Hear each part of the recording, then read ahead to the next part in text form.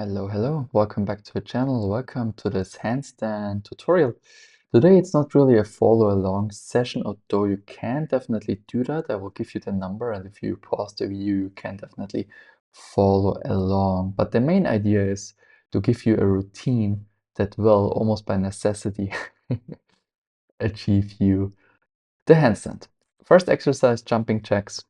We're starting with a simple warm-up, 30 to 100 reps.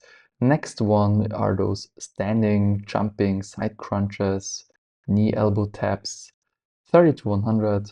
Skaters, easy skaters, 30 to 100. Pick your number, something that suits you in this particular moment, on this particular day. Low skaters going one level further down, 30 to 100. And lastly, mountain climbers and crossed mountain climbers, meaning knee taps the opposite elbow. Okay, so right to left, left to right. And that's already it. We continue with a little bit of hamstring flexibility. Why? Because it's very helpful with getting into the handstand, no matter if you're pressing or kicking into it.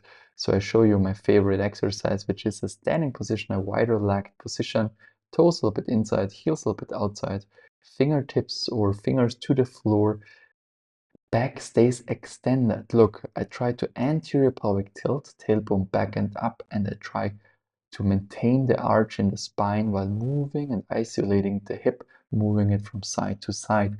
If you have a hard time doing that, elevate your hands onto blocks, okay? And then think about a weight shift, shifting the weight into the right leg, then into the left leg. You repeat the same thing, but then in an actual forward fold, going left, right, right, and left.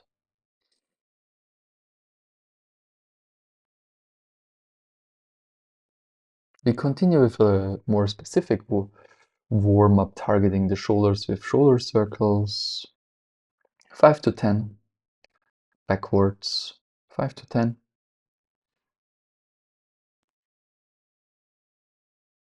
Try to feel also how much you need, okay? Easy twists, 6 to 10. You can do that in a standing position as well, of course. I recommend to have a micro band in your knees. Usually it's a little bit gentler on the knees if you twist like that in a standing position. Wrists, 5 to 10. Other direction, 5 to 10. Feel how many reps you need, okay? We have to develop a certain routine. Lower arm circles, 5 to 10. Preparing the elbows. Other direction, 5 to 10. And then lastly, touching down, shoulders circling in a way that we touch the elbows in front of the body, 5 to 10. And in the other direction as well, of course. Then I highly recommend, in particular in the beginning, with time you can allow the warm-up to become shorter and shorter, but in the beginning I recommend to bring some weight onto your hands before we go into the handstand, similar to the mountain climbers, but specifically moving just the hands up and down onto fingers, palms up and down onto fingers, then the hands onto fingertips. You can do that in a straight arm plank as well, in case you think it's too easy here. Then palms to fists and fists to palms. Backside, fist, fist, backside, fist, fist in both directions. And then this one, fingers point a little bit inside, we stabilize the hand and we move the elbow up and down to go into the sides of the wrists nicely. You have to try this. It's a very nice one. For injury prevention, very good also. Yes. Okay. Then I think, we are talking about the hand placement. Yes, shoulder distance, index fingers parallel, and we are gazing in between the thumbs. That's what I'm trying to demonstrate here. So we are imagining a line in between the thumbs and then we look in between them. We try to grab the floor. That's what I demonstrated here, try to demonstrate here, and we try to have the weight Usually more on the index finger and more on the inside of the hand. Index finger, middle finger area, and the upper palm area on the index finger and middle finger. So on the inside more, a little bit of thumb stabilization, and we imagine to grab the floor, index fingers parallel again, and looking in between the thumbs. Okay, then we're going to start with the first thing that a lot of people recommend, which is learning how to cartwheel out of the position, how to safely fall, right? A lot of people have mental barriers, blockages. They are a little bit afraid, and understandably so, right? If you're not used to moving in this manner, it can be relatively scary. So here I demonstrate you how you to develop the cartwheel from ground up. I would recommend to do that as part of your warm-up 30 times or 10 to 30 times on both legs. Not kicking like this. Next concept is how to kick, how to enter the position. This was not so good. The next demonstration, that's it. The next approach is the way to do it. You shift the weight onto your upper body, you lift one leg as high as possible, and then you kick out of the standing leg by giving it a micro bend and coming up from there in a nice and controlled manner, okay? So not using your upper leg so much, lifting it in the beginning as high as possible, and then working it out of the lower leg. A lot of people, this is more like almost like a little critique from my side. A lot of people say, inversion awareness, practice the headstand. Here is how you would practice it, how to get used to it in levels, level 1, level 2, and level 3. And then also they say forearm stand, and this will help you with the handstand. I mean, it's not wrong. You're upside down. You definitely develop a feeling for being upside down, but on the other hand, these positions are so different, I know people that hate the headstand and the forearm stand, and they're super good with the handstand. So it doesn't necessarily correlate. That being said, is it wrong? No. Is it not helpful? No. But is it super helpful? Probably also not.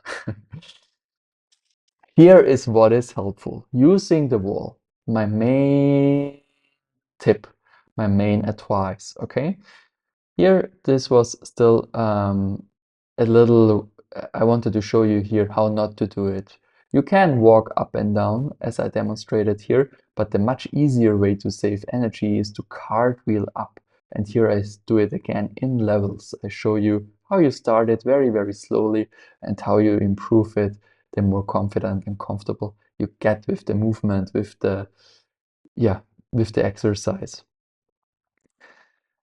Walking up and down is actually perfectly fine. It's very, very good, but it's also very, very exhaustive. So sometimes when we want to focus specifically on an exercise that takes place at the wall, it's nice to save the energy on the entrance and using it for the actual exercise, right?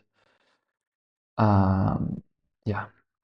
So now the most interesting part of the tutorial takes place actually, because these exercises here, the attempt of balancing in front of the wall, that's the most productive, most effective thing. Also with my students, I have the best success with it. And here is how it's not to be done, right? The one-legged approach I showed, like people have the tendency to move one leg into the center and then they try to find balance. That's not so good. Try to come with both legs at the same time. Try to move into the center. Try to lift off the wall with both legs at the same time. That's what I'm trying to say. And at first it's a little bit wobbly like that. So, it's a practice. But with time, you get momentum and then you can even practice it with chin to chest while having the chin at the chest to take it to the next level, so to say.